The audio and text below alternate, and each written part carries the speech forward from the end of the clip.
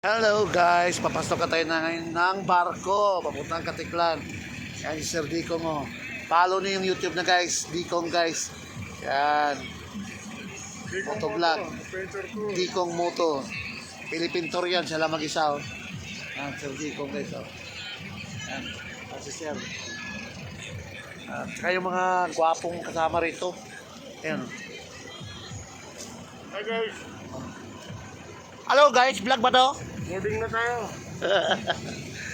Sa tinagal-tagal namin nakintay sa wakas, pasakay na rin kami. Tayo sa Katiklan.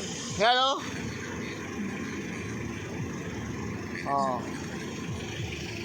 Whew! Naubos na yung pera namin pagkain. Ayan. Marami pang kasabay tayo magmotor oh. Philippine love kami.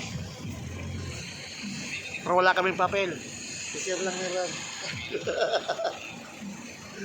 Sir lang meron guys. Kami, talahib kami. Ano bro, kapal mo ko?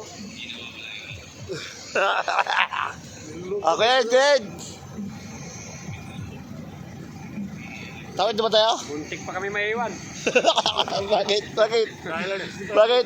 Hindi kami pinapasok ng pier. Nang dahil sa 65 pesos ay nang Wala riya. nang dahil sa 65 pesos muntik pas lang maiwan. Binigyan lang kami ng resibo. Sabi sa amin, walang bayad sir. Binigyan mo ko na pangkapit. Pangkapit ko. Sabi sa Abe? sabi niya. Ha? Sabi niya, sabi lang bayad. Sabay namin yung mga truck oh. Tapos pagkano sabi, walang bayad sir. So mamaya ulit guys pagkapasok namin kasi medyo antok na rin kami. Sarap nang pahinga doon.